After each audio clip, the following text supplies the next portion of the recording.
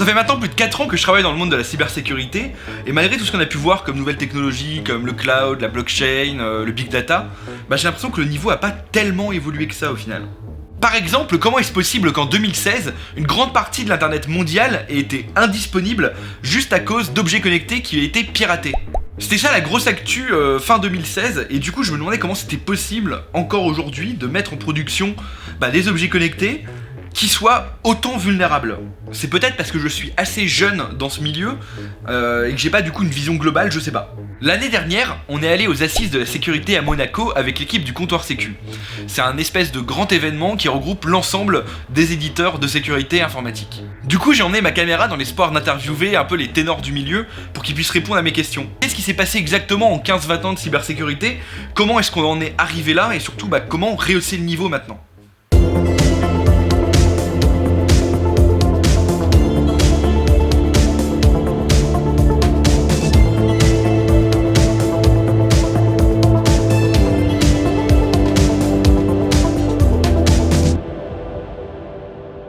Comme point de départ, j'ai décidé de commencer par un papier que j'ai lu il y a un moment déjà, mais qui s'appelle Pourquoi la sécurité est un échec, qui est un papier qui est très connu dans le milieu. Il a été écrit il y a à peu près 7 ans par Nicolas Ruff, et cette phrase est devenue un peu un gimmick dans le game, tout simplement parce que la sécurité est toujours un échec aujourd'hui. Pour voilà ces contextes, c'était la conférence STIC 2009 à Rennes, où j'avais vraiment été pris avec une soumission qui était « La sécurité est un échec ». Et effectivement, en 2009, on sortait du verre Conficker, enfin MS-08-067, qui a probablement été la faille la plus aimée des pentesters de ces 5 dernières années. Et effectivement, le constat, c'est que tout le monde s'était pris ce verre de plein fouet. Alors qu'il y avait eu Blaster en 2003, et 5 ans après, les réseaux étaient tout aussi vulnérables. Il y avait eu autant de cartons et tous les produits magiques avaient échoué à repousser l'attaque, etc. Et le patch management n'était toujours pas efficace. Rétrospectivement, c'est une année super intéressante 2009, parce que c'est vraiment à ce moment-là que ça a été un grand tournant pour le milieu de la sécurité. C'est aussi une année charnière sur l'ouverture du système d'information. C'est vraiment à partir de ce moment qu'on a commencé à avoir des projets pour que les clients se connectent directement à l'intérieur du système d'information, que les partenaires sortent du système d'information et aillent de plus en plus à l'extérieur.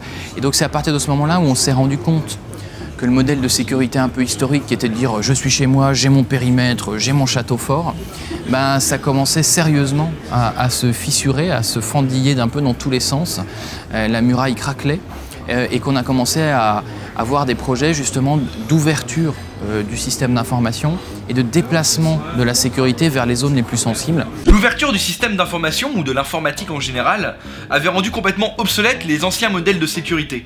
Maintenant, on pouvait avoir des prestataires qui se connectaient directement au cœur des entreprises pour pouvoir faire par exemple de l'administration de leurs machines. Il y allait avoir du coup de moins en moins de gars de l'informatique, comme on dit, qui allaient se déplacer physiquement sur les machines des employés pour aller les réparer. Si dans une entreprise, on a du coup des prestataires qui vont se connecter directement dans le réseau depuis un environnement que l'entreprise ne maîtrise pas, c'est à ce moment-là qu'il a fallu réinventer un nouveau modèle, c'est le modèle en aéroport. En fait, le modèle de l'aéroport, c'est un modèle qui se veut être ouvert par défaut. C'est-à-dire qu'un aéroport, on arrive dans l'aéroport, on rentre, c'est un lieu public. Il y a des boutiques, on peut faire du business, il y a de l'affichage, on voit les avions qui arrivent, qui partent. C'est censé être le plus accueillant possible, c'est capable d'accueillir plein de monde. Mais c'est aussi capable, en cas de problème, de réagir assez vite, parce que le hall de l'aéroport, il est très surveillé. Et c'est aussi capable de protéger des actifs qui sont sensibles, en particulier les avions, en particulier le tarmac et tous les systèmes métiers internes aux aéroports. Et donc, avec un modèle ouvert par défaut, mais sécurisé petit à petit, de plus en plus, plus on va vers des choses sensibles, le fameux concept de défense en profondeur qu'on pouvait voir aussi sous un autre terme. Donc non, il ne s'est pas rien passé entre 2009 et aujourd'hui, on a eu quand même un nouveau modèle de sécurité, mais on a aussi eu d'autres choses. Entre 2009 et aujourd'hui, il y a de toute façon l'affaire Snowden qui a permis au grand public de réaliser tout un pan de la sécurité qui est l'espionnage, aussi bien politique qu'économique, entre États, et notamment la toute-puissance américaine dans le secteur. Mais il ne faut pas se faire d'illusions, on pourrait avoir des affaires Snowden concernant aussi bien la France que la Russie que la Chine, et tout le monde se doute bien que même si les États-Unis sont la superpuissance, on n'est pas si mauvais que ça. que évidemment les Chinois et les Russes sont loin d'être mauvais et que les Iraniens, notamment en réaction à Stuxnet, sont pas mauvais non plus maintenant. En 2009, il y avait déjà cette frontière poreuse entre la vie privée et la vie professionnelle et elle n'a fait que s'accentuer depuis. Donc aujourd'hui, on entend tous les mots de transformation digitale, transformation du numérique, innovation, voire ubérisation même de la sécurité.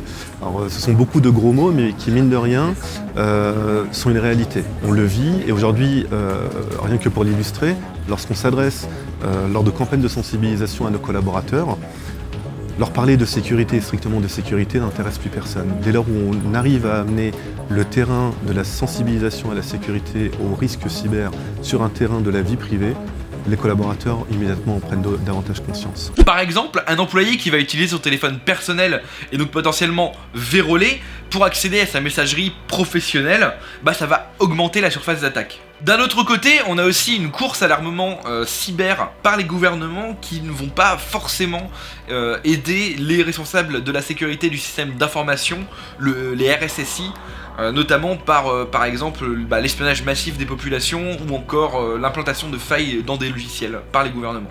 On est quand même sur des empilements de technologies, sur des périmètres qui n'existent plus, des choses complètement éclatées, sur des gens qui surfent et qui se connectent avec n'importe quoi. Donc là, on est sur des choses dont on parlait déjà en 2010, qui sont le BIOD, etc. Mais c'est toujours là, au final. Beaucoup de RSSI encore aujourd'hui ne sont pas capables de dire combien ils ont d'interfaces web ou de sites web dans leur périmètre. Et on est en 2016 quand même. Et parce que c'est dur, pas parce qu'ils sont mauvais, mais parce que c'est dur, c'est difficile, parce qu'il s'en crée tout le temps, parce que parfois la communication n'est pas très très bonne entre la SSI, le marketing, voilà, des choses comme ça. On en est encore, je pense, aujourd'hui, et pourtant on aurait pu avoir cette discussion il y a encore 2 ans, dans dompter le bordel. Ouais, c'est la pagaille, on essaye de mettre un peu d'ordre là-dedans. L'attaquant d'un côté ne fait pas de différence, il ne fait pas de silo. Lui ne fonctionne pas en ligne de budget différente ou en personne différente. Lui va être capable d'attaquer physiquement pour favoriser une intrusion logique, ou à l'inverse, attaquer logiquement pour favoriser une intrusion physique. S'il faut attaquer de manière psychologique, utiliser un levier psychologique sur un collaborateur pour pouvoir disposer d'un accès dans le système d'information, il va le faire. Voilà. L'entreprise, elle, est encore victime de ces silos. Le constat, il est clair. Plus on avance dans la transformation numérique, plus nous sommes cyberdépendants. Vous et moi, en tant qu'individus, en tant qu'employés, en tant que citoyens, les entreprises, les États, on est cyberdépendants. Si l'Internet s'arrête, si les services de tel ou tel grand de l'Internet s'arrêtent, immédiatement, il y a des conséquences assez importantes. Donc ça, c'est déjà quelque chose qu'il faut avoir en ligne de mire. Ça veut dire que le cyber-risque aujourd'hui est franchement important et peut avoir des impacts lourds. Il y a une segmentation qui est en train de s'opérer de l'informatique, entre guillemets. Avant, c'était relativement simple, il y avait des gros ordinateurs, après on a rajouté des PC, et puis là, maintenant, on a l'Internet des objets, on a les smart cities, on a la robotique qui arrive, on va avoir les nanorobots, on va avoir les biorobots, on va avoir... ça va devenir très complexe. Et donc, même en termes de professionnalisation, on va voir émerger des spécialistes de l'Internet des objets, sécurité de l'Internet des objets, des spécialistes de la sécurité des smart cities, parce que même si on peut considérer que c'est un cas particulier de l'Internet des objets, c'est quand même différent. Et la gouvernance d'une smart cities, c'est pas quelque chose qui va être simple. On voit apparaître typiquement aussi la notion de cyberassurance, d'ores et déjà. Donc on voit cette segmentation qui est en train de s'opérer, et donc on va avoir des menaces spécifiques par domaine, avec des réponses spécifiques par domaine. La dépendance, évidemment, induit une vulnérabilité, et donc plus on est cyberdépendant, plus on doit être cyber-résilient. Et ça se fait pas par magie. Ça se fait en étant préparé, et ça se fait en faisant l'inverse de ce qu'on fait aujourd'hui, c'est-à-dire sortir des tonnes d'objets connectés avec 0 sécurité, ou presque, sur les 3/4, si ce n'est les 9/10 des objets connectés qui sortent. Il va y avoir probablement une vague d'objets ou bien de ces nouvelles générations qui sortent sans sécurité. Moi, je suis prêt à parier que la prochaine génération va arriver avec de la sécurité. Aujourd'hui, personne n'achète une voiture sans airbag, sans frein. Or, on vous vend des objets connectés comme ça aujourd'hui. En fait, c'est un échec à tous les niveaux. C'est-à-dire, d'un point de vue technique, il n'y a aucun produit qui remplit la fonction pour laquelle il a été conçu. C'est marqué dans les contrats d'utilisation logicielle. Tu achètes n'importe quel produit, le CLUF te dit si ça explose en vol et que ça ne fait absolument pas ce pourquoi on vous l'a vendu, c'est pas de notre faute, c'est votre responsabilité. D'un point de vue technique, humain et organisationnel, on est au point mort et il n'y a pas eu de progrès significatif depuis l'invention de l'informatique. Le constat est plutôt désastreux, il va pas aller en s'arrangeant, on pense notamment à des fuites massives de données qu'on a pu voir ça et là dans les news. Encore même des nouvelles technologies qui vont un peu changer la donne en matière de sécurité comme les objets connectés. Mais on a quand même une piste de réflexion sur comment relever le niveau. Notamment avec ces interviews, je me suis rendu compte d'une chose, c'est qu'on avait 3 leviers sur lesquels s'appuyer qui étaient les outils, les processus et les humains. Et c'est là-dessus qu'on va s'appuyer pour développer notre réflexion en commençant par les outils. Mais ça sera pour la prochaine vidéo. Merci beaucoup d'avoir regardé cette vidéo, j'espère que ça vous aura plu. N'hésitez pas à lâcher un pouce bleu, à commenter, à partager, comme d'habitude quoi. Je tenais à remercier surtout déjà les gens que j'ai interviewés pour cet épisode et tout. Merci de m'avoir accordé votre temps. Merci beaucoup aussi aux assises qui m'ont permis du coup d'assister à cet événement, c'était vraiment super cool. Merci aussi à Chronomusique pour les musiques de tout cet épisode. J'espère qu'en tout cas ça vous a plu. Moi, je suis extrêmement content de ça. Allez voir sa chaîne, ce qu'il fait, c'est des chroniques musicales express. C'est trop bien. Allez voir, c'est génial.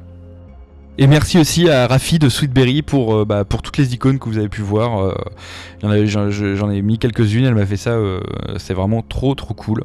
Et allez voir ce qu'elle fait aussi, elle fait des chroniques un peu ciné et des symboliques sur un peu tout ce qui est en matière de cinéma, c'est super bien, allez voir.